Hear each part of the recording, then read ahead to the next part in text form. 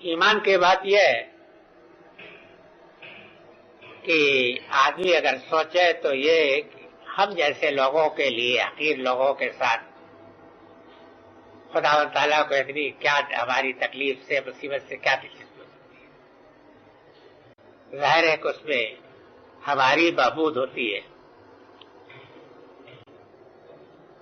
تو فرمایا کہ اللہ بڑائی بخشنے والا، بڑائی بردبار ہے، ان سے درگزر فرمایا۔ لیکن یہ ظاہر ہے کہ یہ وہ لوگ ہیں کہ جو اہل ایمان تھے اور جن سے لغزش ہو گئی تھی، وہ باغی اور سرکش لوگ نہیں ہیں کہ جس کے بعد ان کا، اس واقعے کے بعد ان کا نفاق اور بڑھتے ہی گیا۔ وہ لوگ نہیں بڑھتے، مسلمانوں کے اندر کے وہ لوگ بڑھتے۔ لغزش تو ہوئی، معلوم ہے کہ لغزش ہو جاتی ہے، لیکن تبدیل ہونے کے بعد وہ متنبع ہوگا۔ بارک اللہ لنا ولکم فی القرآن العظیم ونفعنی وإیاکم بالآیات والذکر الحکیم۔ استغفر اللہ ان اللہ وصلی اللہ تعالی علی خیر خلق محمد وآلہ وسلم۔ اللہ من الشیطان الرجیم، بسم اللہ الرحمن الرحیم۔ یا ایھا الذین آمنوا لا تکونوا کالذین کفروا وقالوا لإخوانهم إذا ضربوا في الأرض وكانوا غزا لو كانوا عندنا ما ماتوا وما قتلوا ليجعل الله ذلك حسرة في قلوبهم والله يحيي ويميت والله بما تعملون بصير۔ اے وہ لوگ جو ایمان لائے ہو، ان لوگوں کے مانند نہ بن جاؤ جنہوں نے کفر کیا اور اپنے بھائیوں کے بارے میں جبکہ وہ سفر میں نکلتے یا کسی جنگ میں ہوتے تو وہ کہتے کہ اگر وہ ہمارے پاس ہوتے تو نہ بھاگتے اور نہ قتل ہوتے۔ یہ وہ اس لیے کہہ رہے ہیں تاکہ اللہ تعالیٰ اس کو ان کے دلوں میں حسرت کا کانٹا بنائے۔ اللہ ہی زندہ کرتا ہے اور اللہ ہی موت دیتا ہے، اور اللہ جو کچھ بھی تم کرتے ہو اس کو اچھی طریقہ سے دیکھنے والا ہے۔ مطلب یہ ہے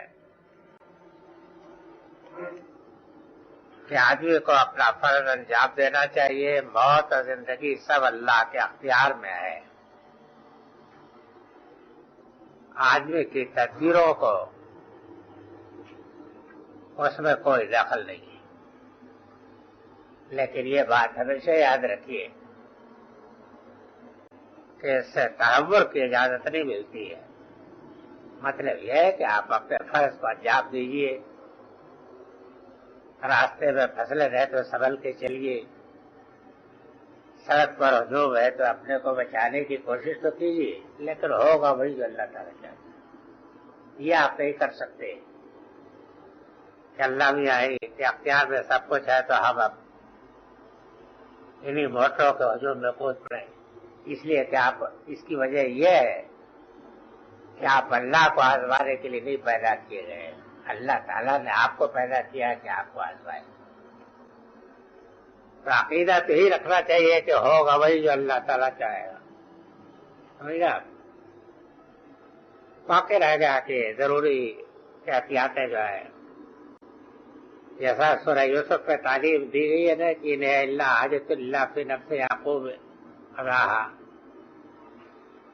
کہ حضرت یوسف سے حضرت یعقوب نے اپنے بیٹوں کو یہ کہا کہ بیٹو شہر میں الگ الگ راستوں سے جانا۔ تو ایک تدبیر تھی جو ان کے ذہن میں تھی، وہ تدبیر کی انہوں نے۔ یہ نہیں تھا کہ خدا کی مشیت کو تو نہیں بدل سکتے تھے وہ، لیکن تدبیر کرنی چاہیے، سمجھا؟ اس کی وجہ یہ ہے کہ آپ کا امتحان تو تدبیر سے ہوگا، سمجھ گیا؟ اور آپ کے امتحان کی جانچ ہوگی تقدیر کے اوپر آپ کے ایمان سے۔ یہ دونوں ہی چیزیں ضروری ہے، دونوں کو ساتھ ساتھ ہونا چاہیے۔ تو مطلب یہ ہے کہ ایمان کا دعویٰ ہے، یہ خطاب تو وہی ہے کمزور لوگوں سے ہے نا، اس لیے کہ غزوہ احد کے واقعات پر تبصرہ ہو رہا ہے کہ یہ کافروں کی روش ہے اور کافروں کا ذہن ہے کہ وہ اپنے بھائیوں کے بارے میں قالوا لاخوانہم، عربی کے لحاظ سے تو اس کے وہ بھی ہو سکتے ہیں کہ اپنے بھائیوں سے کہتے ہیں.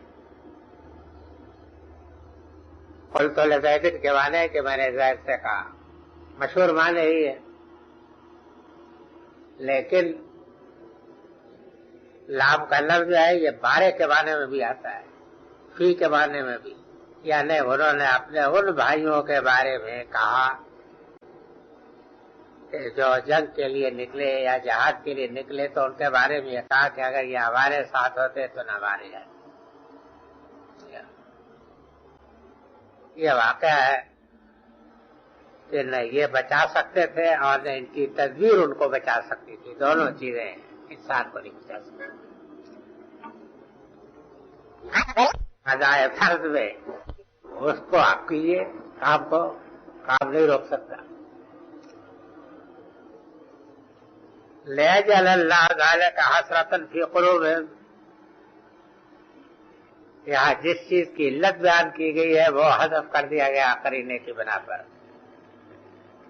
یعنی یہ بدعقیدگی جو ان کے دلوں میں رچی بسی ہوئی ہے تاکہ یہ ان کے دلوں کے اندر حسرت کا بنے.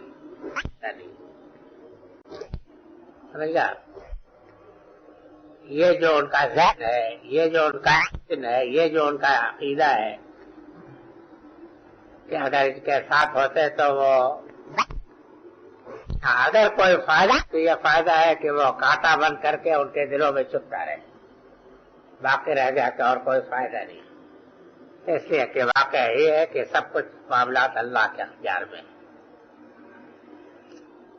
یہ خوب اچھی طریقہ سے یاد رکھیے کہ تدبیر اور تقدیر دونوں کا ایسا چولی دامن کا ساتھ ہے کہ کسی وقت نہ تقدیر تدبیر سے الگ ہوتی نہ تدبیر تقدیر سے الگ ہوتی، دونوں بالکل ساتھ ساتھ رہتے. سمجھا؟ ان دونوں سے آپ کا امتحان ہوتا ہے. آپ تدبیر کیجئے، تدبر کیجئے، غور کیجئے. سمجھ گیا؟ اس کے لیے علم حاصل کیجئے، مشورے بھی کیجئے، یہ ضروری ہے. یوں ہی آنکھ بند کر کے نہیں چلنا چاہیے وقت. اور یہ یقین رکھیے کہ جو کچھ اللہ تعالیٰ چاہے وہ. سمجھا؟ ایمان کا اصلی تقاضا یہ ہے. اس لیے جب کوئی بات ہو جائے گی آپ کی تدبیر کے باوجود تو واقع ہے کہ آپ کو اطمینان رہے گا کہ میں نے اپنی سی تو کی، باقی اللہ تعالیٰ کو یہی منظور ہے کہ اسی میں حکمت ہے. سمجھا؟ اسی میں حکمت کا ایک پہلو یہ بھی ہے کہ اسی میں خیر بھی ہے. اس کی وجہ ہے کہ خدا کی جو حکمت ہوگی مجموعی خیر تو اسی میں ہوگا نا.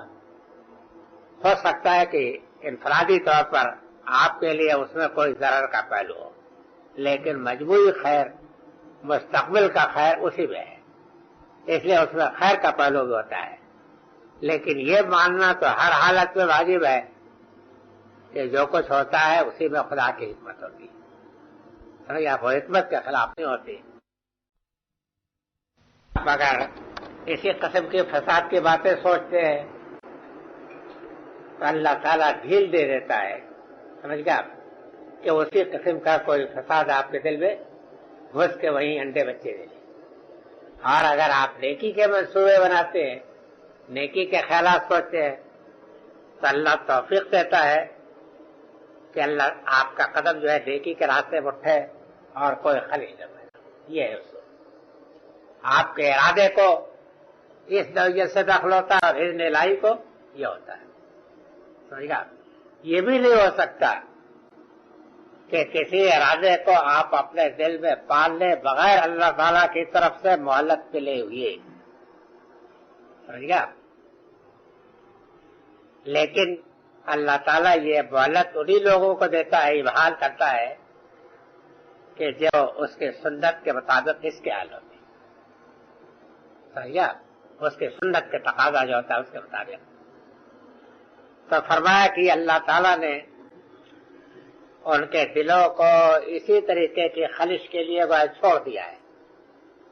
اگر اللہ تعالیٰ کی رحمت کی نظر ہوتی اور وہ رحمت کے طالب ہوتے تو اس طریقے کا ہے کہ کانٹا چن کے دلوں کے اندر سے نکال دیا جاتا ہے. آخر مومن کو جو نفس مطمئنہ حاصل ہوتا ہے تو یوں ہی تو نہیں حاصل ہوتا، نہ خدا کی توفیق سے حاصل ہوتا ہے، ورنہ حالات تو اس کے سامنے بھی ویسے پیش آتے ہیں جیسے کافروں کے سامنے آتے ہیں، لیکن اس کو نفس مطمئنہ کی بادشاہی حاصل ہوتی ہے اس لیے کہ اللہ تعالیٰ کا دلوں کے ساتھ معاملہ کرنے میں خاص ضابطہ ہے. سمجھ گیا؟ آپ خیر چاہتے ہو تو اللہ تعالیٰ اس کے لیے آپ کو تحصیل کرے گا، اور اگر آپ برائیاں چاہتے ہیں تو اللہ تعالیٰ اس کے لیے آپ کو ابحال کرے گا، یعنی ڈھیل دے دینا چھوڑ دے. یہ بات ذرا جبر و قدر کے معاملے میں مشکل ہے، لیکن اس کو سمجھنے کی ضرورت ہے. اس کی وجہ یہ ہے کہ یہ دین کے بڑے بنیادی مسائل میں سے ہے، اور اس کا چونکہ دل سے براہ راست تعلق ہے، دل کی حالت کا ٹھیک ہونا یا بگڑنا اس پر منحصر ہے، اس لیے اس کے لیے تربیت بھی کرنی پڑتی ہے، انسان کو سوچنا پڑتا ہے. سمجھ گا؟ آپ اگر غور کریں گے تو آپ کو معلوم ہوگا کہ آپ کے 95% پریشانیاں محض آپ کے ذہنی الجھاؤ کا نتیجہ ہے. صحیح طریقے سے آپ نے اپنے فکر کو کام میں نہیں لیا ہے تو اس میں یہ ہوتا ہے کہ دماغ کی چکی تو ہر وقت چلتی رہتی ہے نا. تو اگر یہ ہے کہ آپ صحیح طریقے پر سوچتے ہیں تب تو صحیح فکر پیدا ہوتا ہے، کوئی الجھن نہیں پیدا ہوتی. لیکن اگر آپ یوں ہی اپنے دماغ کو ڈھیل دے دیں، چھوڑ دیں، تو پھر شیطان کنکر پتھر کی مٹی بھر کے جھونک دیتا ہے، اور اس کے بعد ساری مشین جو ہے وہ گڑبڑ ہو جاتی ہے دماغ کی. تو اس سنت کے مطابق اللہ تعالیٰ دلوں میں حسرت بناتا ہے. نفس مطمئنہ کی بادشاہی حاصل کرنے کے لیے یہ بڑی ریاضت کرنی پڑتی ہے، فکری ریاضت. بہت سوچنا پڑتا ہے، عقیدے کی چول سے چول بیٹھانی پڑتی ہے، سمجھ گیا. اور پھر جدھر جدھر سے رکھنے آتے ہیں تو ان رکھنوں کو حساب میں رکھنا پڑتا ہے، اور اس میں سے ایک ایک کو عین موقع کو پر یہ صلاحیت پیدا کرنی پڑتی ہے کہ آدمی گرفتار کر لے، پکڑ لے کہ یہ جوں رہ رہی ہے، یہ چیز گھس رہی ہے. سمجھ گیا؟ اصل چیز یہ ہے تزکیہ نفس کے ابواب میں سب سے زیادہ اہمیت یہی چیز ہے. اس کا تعلق ہے نفس مطمئنہ کے مضمون سے. یہ بات تو ابھی آئے گی آگے، لیکن یہ اچھی طریقہ سمجھ لیجئے کہ دلوں میں حسرت اور غم اللہ تعالیٰ جو اس کو ڈالتا ہے تو کیوں اس سنت کے مطابق، یعنی آپ اپنے کو اس کا مستحق بناتے ہیں تو اس طریقے کی چیزوں کے لیے راستہ وہ دے دیتا ہے. یہ ہوتا ہے. اگر آپ نہ بنائیں گے سمجھ گیا تو اس طرح کی چیزیں نہیں پیدا ہوں، اللہ تعالیٰ اس سے محفوظ کرے گا.